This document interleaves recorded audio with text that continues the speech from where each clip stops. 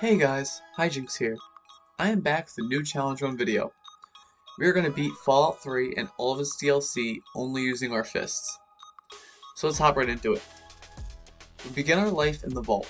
I choose the name Chuck since Chuck Liddell is renowned for having a great overhand. So I'm hoping to bring his punching power into the run. We experience our first taste of neglect as our father leaves us at the age of 1 home alone so he can do some work. After our great escape, we utilize our special book to make our stats. This goes without explanation, but we do 10 in strength and 10 in endurance. We do 4 in perception, 5 in charisma, intelligence, and agility, and then we have 1 in luck, as I never really put a ton of focus into that. Nothing special occurs during the birthday sequence. We talk Butch out of fighting us, and we receive a BB gun for our birthday. This will go unused besides the mandatory rad roach sequence. On our way to take the goat, we begin our knuckle sandwich business by fighting Butch and his friends. I'll consider this a huge success as they were the ones that quit, not me. And now this is when the run takes off. Amato wakes us up to inform us that we are now fatherless and homeless as we need to leave the vault.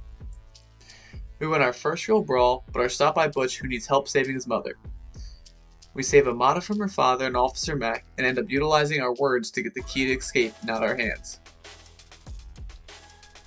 Walking out the door, we make our way to Megaton. And our game crashes. We boot back up. This time we do a quick loop, first discovering Springvale and then walking to Megaton. We talk to Moira and agree to help her with her book. Then we make our way over to Moriarty's saloon and talk to Gob. There he gives us information we need to find our dad. We go on Moriarty's terminal and see that we need to make our way to Galaxy News Radio. On our way out, we stop to talk to Lucy West about her family and agree to stop at Arfu. We also take this moment to stop Mr. Burke from destroying Megaton. We go to the Super Duper Mart to help with Chapter 1 and we help an Eyebot take out a raider. We grab some food and run back to Moira. Next, we take on the radiation task. Essentially, at this point, I'm taking small side quests that are easier to complete as a way to get more experience so we can win more fights. We return to Moira to get healed and studied before we take on the minefield task. On the way, we get into a fight with 3 raiders at one time, and this was a lot tougher than I'd like to admit. The act of fighting more than one enemy at a time is rough, and I already knew this would be a challenge, but this fight really solidifies that. We get to the minefield, beat up Arkansas, level up, and get enough points and explosive to help defuse the bomb in Megaton. However, we forgot to go to the park, so after defusing the bomb and returning to Moira, we had to go back to the park. Now that we're done with the first chapter, I head to Arfu.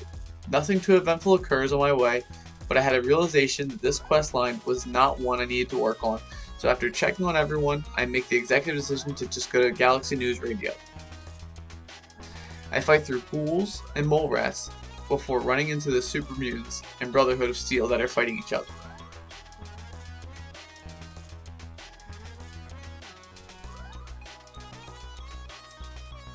We fight through all the mutants on the way to the radio station, and here comes the first major obstacle I was worried about. The Super Mutant Behemoth. I go to throw some hands, but after 2 swings, I experience my first death in the run. We go back through all the fights. I make my way back to Galaxy News Radio to experience my second death via an exploding car. Now, on our 3rd attempt, with lots of hiding and running, we are able to beat the Behemoth and enter the station. Talking to 3Dog, he tells us we need to head to Rivet City. On the way we try to fight some fire ants, but they are just melting me, and I can't seem to do enough damage. So we make the wise decision to retreat since I don't have the supplies for this. We get to Rivet City and talk to Dr. Lee, and she lets us know where we can find information on our dad. So it's on to the Jefferson Memorial to clear the Super Mutants and listen to his holotapes. Here we discover he is in Vault 112. And with that, we are back on our way. During our journey, I accidentally fall into a raider outpost, and without a moment to waste, I run out of there and get back to focusing on my journey. Reaching Smith Casey's garage, we get into a rough fight with some mole rats. Luckily, we pull off the win before proceeding. One last mole rat gets us low, but with another one we were able to survive and use the bed to heal. Reaching Vault 112, we enter the simulation, and from there we go to the abandoned house and use the failsafe to escape with our father. Together we fend off an ambush from Talon Company mercs and head back to Rivet City. Arriving to Rivet City, Dr. Lee talks to our dad, and with that we are off to the Jefferson Memorial again for Project Purity.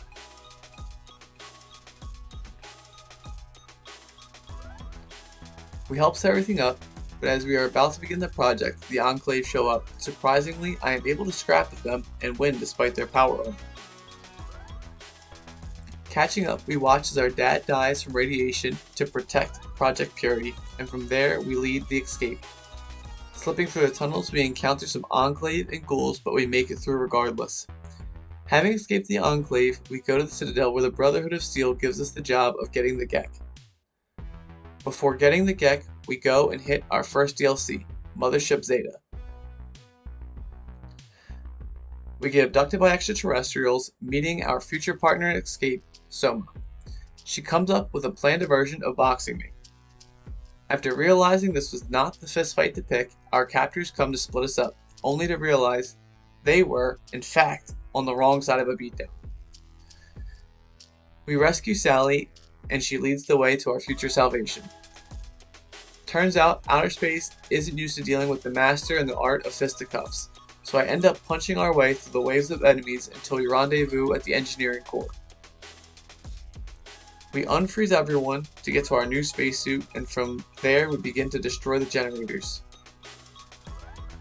We enter the cryo lab and fight our way through, only to die for our third time in the run by the alien blaster. My need for vengeance ignited, we run it back.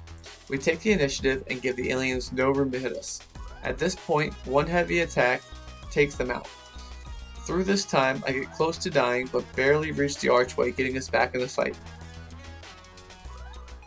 We get rid of the cryo lab generator and we keep it pushing to the next two. Next we attack the hangar. This segment wasn't too crazy. Actually, it was amongst the easier segments. With that, we have 2 generators down. Now we are on to the robot assembly.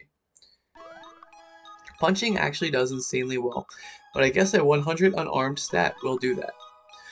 Guardian drones do pack a punch with the drone cannons, but it's nothing I can't survive. The turrets are the main struggle, as I can't reach them and they are constantly landing additional damage. We get ourselves in a lot of close calls with just the volume enemies and damage, but we are able to position ourselves by the archway and claim the healing required. With some strategy and patience, we are able to claim another generator. Utilizing the decompression chamber, we go out of the ship and power the teleporter. We keep working our way through the ship where we encounter an abomination. These are strong melee enemies, but nothing I can't take. Though given the pure volume of enemies I'll be fighting, they are definitely the more dangerous of encounters I can have on the ship. Entering the Death Ray hub, I win a few fights, but I realize the mix of turrets and enemies I am staring down is a real threat, so I muster up my courage and sprint for the exit because I am not handing over free deaths. The Death Ray control is very easy, and I get rid of the generators.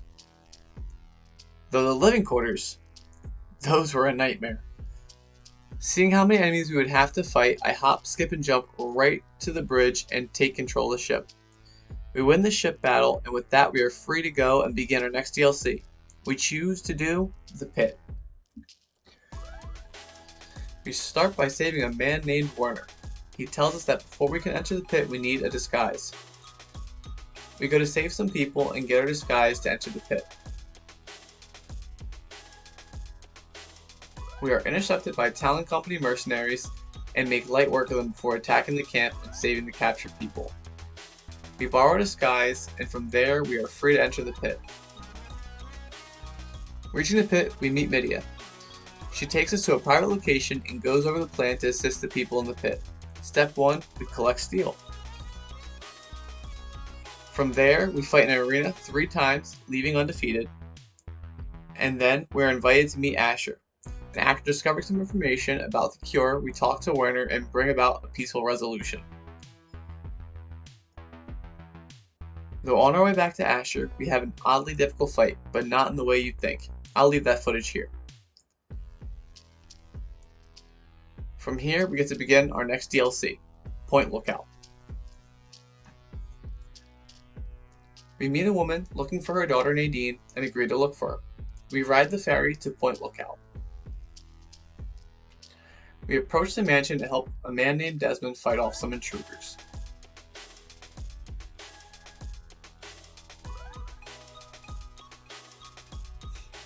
After securing the mansion, we go to the cathedral and then we agree to expand our minds. We make our way to the Punga seats. After a hallucination sequence, we make our way back to the cathedral to get some answers on why they are attacking Desmond. We meet Nadine and find her safe. We get some answers and we bring them to Desmond. He sends us back to the cathedral to talk to their leader. There we meet the source of the trouble, a floating brain named Calvert. We install a cogwave jammer to stop Calvert, but upon reaching the mansion we see it explode, as Desmond has set off his failsafe. With help from Desmond, we infiltrate the lighthouse and stop Calvert once and for all.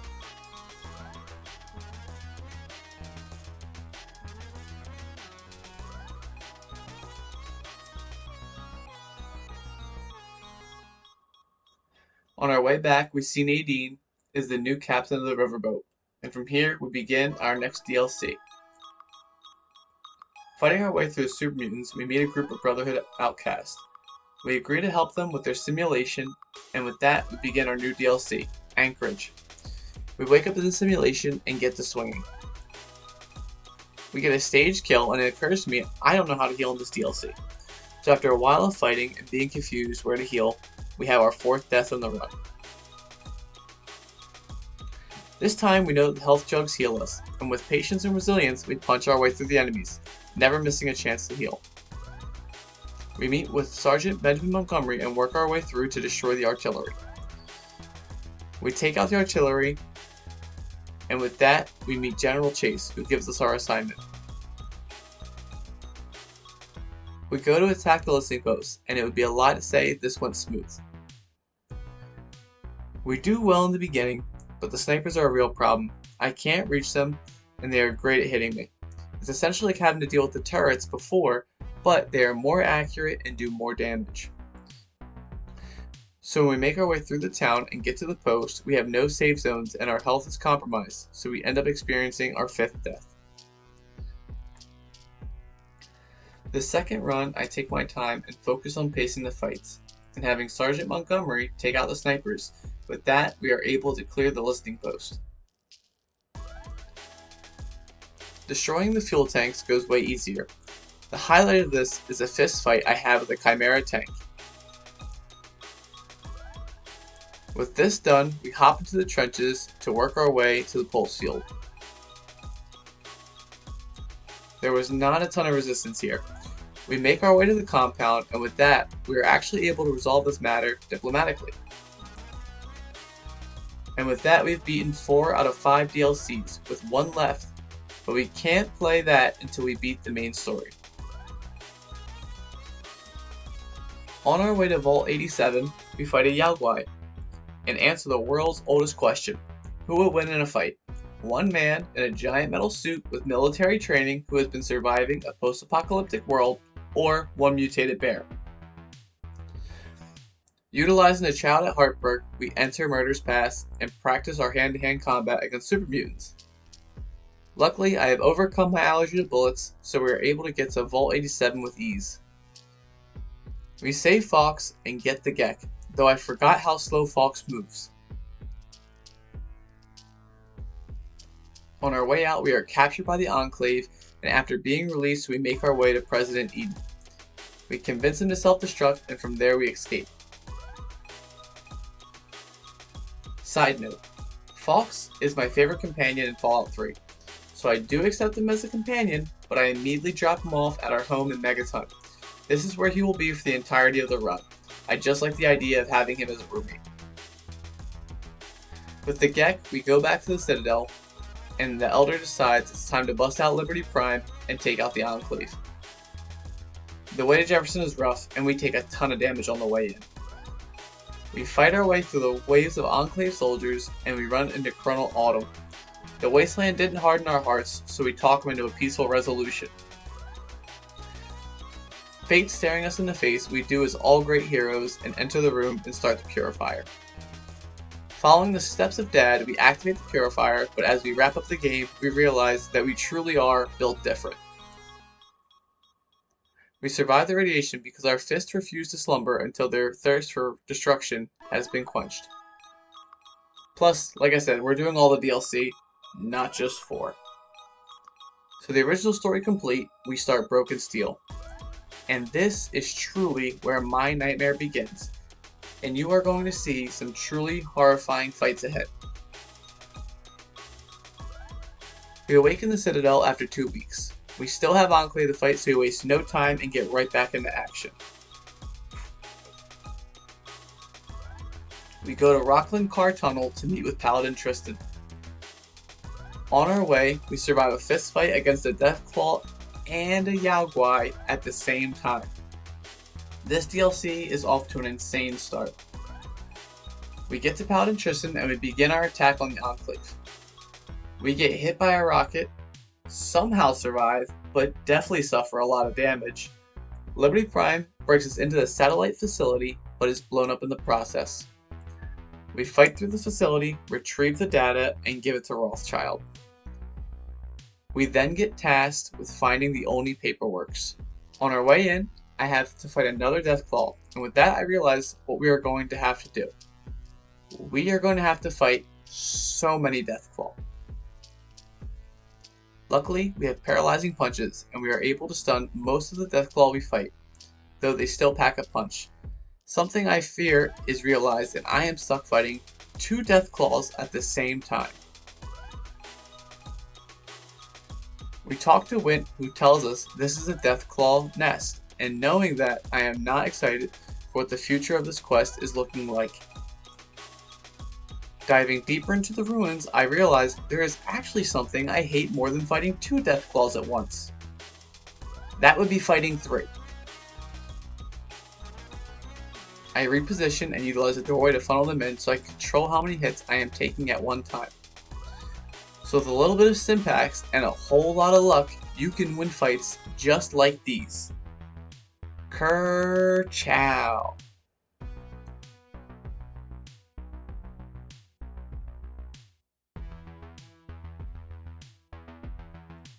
We fight some Enclave and Sentry bots and almost die getting the testicle, but we survive.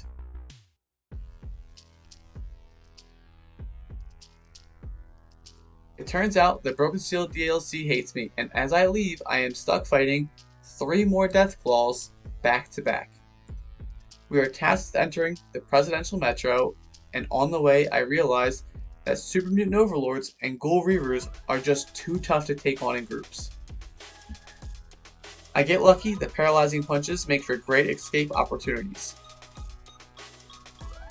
We fight our way to the Metro, but after making our way through, I realize the pure volume of enemies with a few heavy-hitting Reavers sprinkled in make it impossible to win these fights. So I have to resort to the boot scoot and boogieing past everyone until we can activate the Metro console. We get to the Adams Air Force Base, and from there I scramble to get to the access terminal. Entering the air control tower, we get into an insane fight that I'm not really sure how we survived, but just know we started with 129 Stimpaks. We open the ramp and enter the mobile base crawler. We are catching whoopings left and right, but luckily we have enough Stimpaks, and with all the healing we have going on, we somehow survive. We survive an intense fight and live long enough to call an orbital strike on the base before being saved by Sarah Lyon and the Pride. And with that, we beat Fallout 3 and all of the DLC only using our fists. We had 5 deaths in this run, we beat 32 quests, we killed 221 people, we killed 398 creatures for a total of 619 kills, we picked 6 locks, we hacked 3 computers, we took 317 stim packs, we took 1 rat away, we took 9 chems, we disarmed 2 mines, we had 10 speech successes, read 1 book, successfully used 42 paralyzing punches. This run was quite the experience. The beginning was rough, but once you start getting equipment to sell, you are able to acquire enough healing to get through. Paralyzing punches carried the run, though punching limbs for disarming enemies was a great backup plan that I carried around.